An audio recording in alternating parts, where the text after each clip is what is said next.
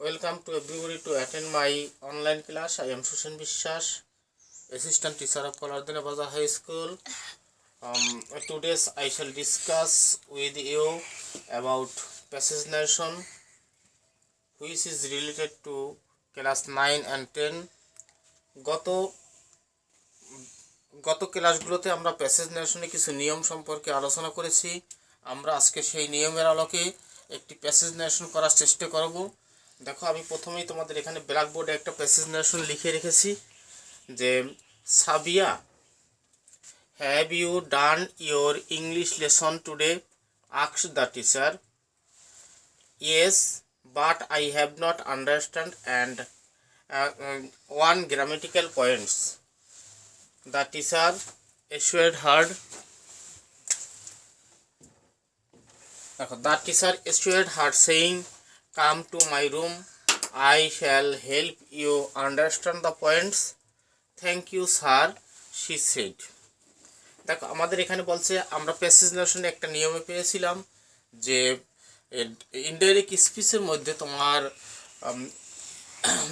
Vocative case হিসেবে যদি কারো নাম উল্লেখ থাকে, সেই ভকেটিভ কেস হবে তোমার ওই সেন্টেন্সটির শ্রোতা বা অবজেক্ট। তাহলে আমরা দেখো এখানে বলছে Sabiya, have you done your English lesson today? Asked the teacher. তাহলে এই সেন্টেন্সটার বক্তা হলো দ্য টিচার এবং শ্রোতা হলো কে? এই সাবিহা। তাহলে আমরা প্রথম সেন্টেন্সটার অ্যান্সার এখন লিখতে পারি। The teacher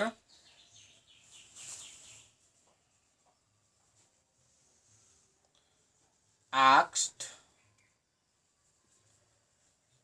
Sabiha. আমাদের দেখো ভকেটিভ কেসটাকে যদি আমরা বাদ দেই তাহলে আমাদের দেখা যায় যে বাকি যে সেন্টেন্সটা আছে এটা একটা ইন্টারোগেটিভ ফর্মে পড়ে। এই জন্য আমরা রিপোর্টিং ভার্ব হিসেবে আনছি আস্কড। এরপর দেখো আমাদের এটা হলো একটা ইয়েস নো কোশ্চেন। যেহেতু আমরা সাবিয়া অংশটা বাদ দিলে এখানে আমাদের অক্সিলিয়ারি ভার্ব থেকে শুরু হয়েছে, অথবা এটা একটা ইয়েস নো কোশ্চেন। এই জন্য আমরা এখানে তোমার কনজাংশন আনবো ইফ। এরপরে আমরা সেন্টেন্সটি অ্যাসার্টিভ পরিণত হবে, অর্থাৎ ইউ পরিবর্তন হবে এই সাবিহার সাথে। দেখো শি। আর হ্যাভ হ্যাজ থাকলে আমরা পেয়েছি যে হ্যাভ হ্যাজ থাকলে তখন আমরা সেটাকে আনবো হ্যাড। She had done. এরপর আছে কি ইয়োর। এই যে ইয়োর হইল সেকেন্ড পারসন, এটাও আমার পরিবর্তন হবে সাবিহার সাথে। এবং সাবিহার দেখো আমাদের ইয়োরটা হলো একটা পসেসিভ ফর্ম। আমরা সাবিহার পরিবর্তে এখানে যেমন শি বসাইছি, শি এর পসেসিভ ফর্ম হচ্ছে হার। সেক্ষেত্রে আমরা এখানে লিখতে পারি হার ইংলিশ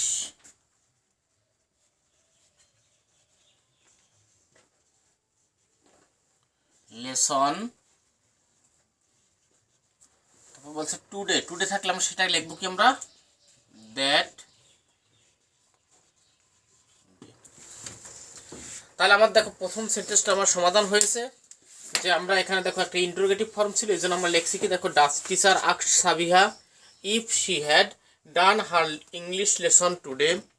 এরপরে কি বলছে দেখো yes but I have not understand one grammatical points. এখন এক্ষেত্রে আমরা দেখো এখন এই যে সেন্টেন্সটা বক্তা হলো কে? সাবিহা। কারণ কি আমরা জানি কি যে প্যাসেজ নারেশন আমাদের হইলো একটা ডায়লগের মতো। সেক্ষেত্রে আমরা মানে সাবজেক্ট মানে বক্তা এবং শ্রোতা পর্যায়ক্রমে আসতে থাকে।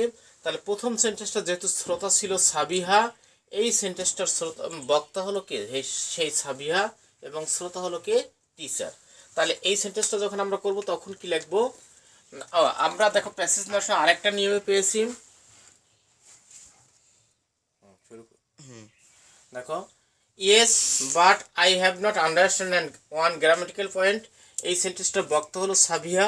তাহলে আমরা আর প্যাসেজ নারেশনে একটা নিয়মে পেয়েছিলাম যে ইয়েস থাকলে ইয়েস এর পরিবর্তে রিপ্লাইড ইন দ্য অ্যাফার্মেটিভ আনবো। সেক্ষেত্রে আমরা লিখবো কি দেখো সাবিহা replied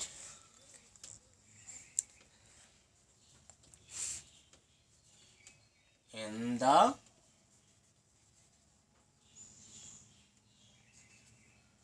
অ্যাফার্মেটিভ।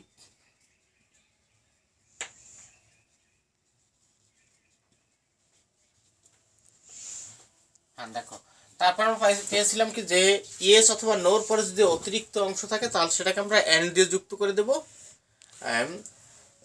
অ্যান্ড তবে আমরা দেখো প্যাসেজ নশো আরেকটা নিয়ম পাইছি, দেখো বাট থাকলে তখন আমার বাটের পরিবর্তে ইনস্ট্যান্টলি একটা কথা ব্যবহার করতে হয়। সেক্ষেত্রে আমরা লেখো বাট ইনস্ট্যান্টলি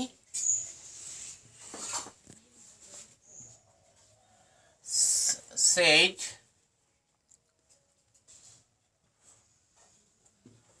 that, ঠিক আছে। এখন আমার এখানে বলছে আই পরিবর্তন হবে কার সাথে, দেখো আই তখন এই আমার এই সেন্টেন্সের বক্তা সাবিহা তার সাথে দেখো শি, আর হ্যাভ থাকলে আসবে হ্যাড। এখন আমরা দেখো প্যাসেজ লেসনে পেয়েছিলাম যদি কোনো সংক্ষিপ্ত শব্দ থাকে সেটাকে পূর্ণাঙ্গ শব্দে পরিণত করতে হয়। তাহলে এখানে আছে হ্যাভেন্ট, এটাকে আমরা হ্যাভেন্ট না লিখে লিখবো কি, মানে ওইখানে এনটি আছে ওইটা ওই কমাটা উঠিয়ে আমরা একটা নট ব্যবহার করব। যেমন শি হ্যাড নট আন্ডারস্টুড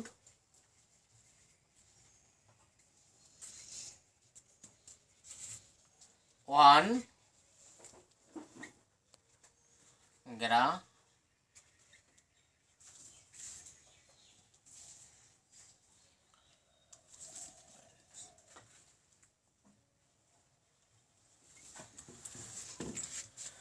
দেখো। তারপরে আমরা পরবর্তী সেন্টেন্সটা যাই।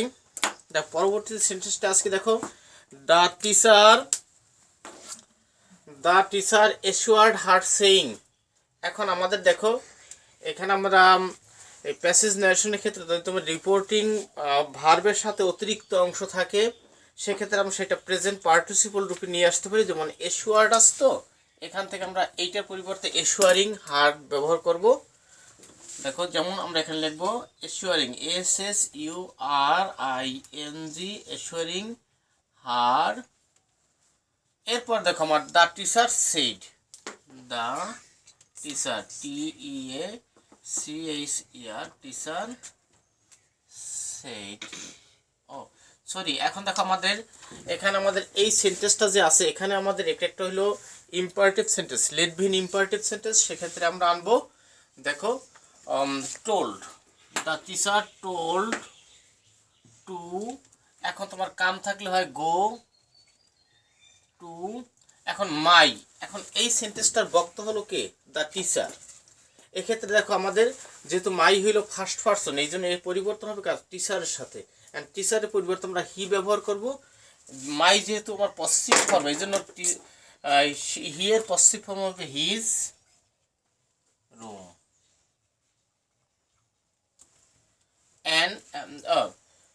এখানে দেখো তারপরে কি বলছে, I shall help you understand the point. দেখো এখন এইটা হলো কি আমার টিচারের দ্বিতীয় বক্তব্য। দ্বিতীয় বক্তব্য যুক্ত করার ক্ষেত্রে আমরা অ্যান্ড দিয়ে যুক্ত করব, অ্যান্ড। এবং এইটা হলো আমার একটা অ্যাসার্টিভ সেন্টেন্স। এখন আনবো কি, অ্যান্ড সেড দ্যাট। আই থাকলে পরিবর্তন হবে কার সাথে, আমার এই সেন্টেন্সের বক্তা যে টিচার তার সাথে, যেমন হি।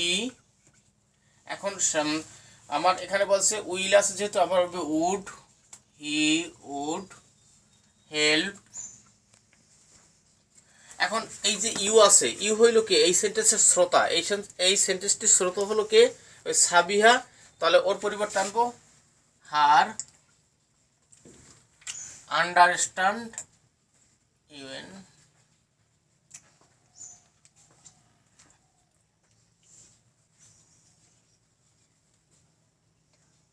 The points POINT। দেখো তারপরে আমাদের কি আছে, দেখো thank you sir she said, মানে এখানে সাবিহা সেড। দেখো তাহলে আমরা লিখবো কি, সাবিহা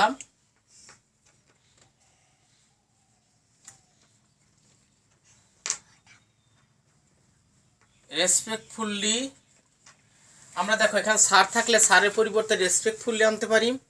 যেহেতু এখানে বলছে thank you sir she said, তাহলে এখানে বলছে সাবিহা রেসপেক্টফুলি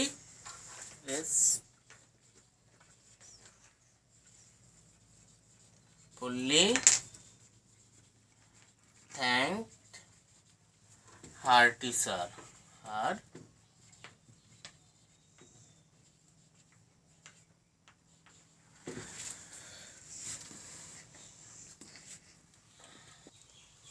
ডিয়ার স্টুডেন্টস, আশা করি তোমরা যে প্যাসেজ নিয়মগুলো ফলো করে তোমরা এটা অবশ্যই বুঝতে পেরেছো। তাহলে আমরা অবশ্য এখানে সব নিয়মগুলো আলোচনা করতে সব নিয়মগুলো এখানে ফলো করা হয়নি। আর আমরা পরবর্তী আরও কয়েকটা তোমাদের এখানে প্যাসেজ এর এক্সারসাইজ দেখাবো, সেখানে তোমরা বাকি নিয়মগুলো পাবে। আজকে আমাদের এই ক্লাস এখানেই সমাপ্ত রাখবো। সবাই ভালো থাকো, সুস্থ থাকো। সব ঘরের বাইরে বের হলে সবাই মাস্ক ব্যবহার করো, নিরাপদে থাকো। এই প্রত্যাশায় আমি আজকে আমার ক্লাস সমাপ্ত করছি।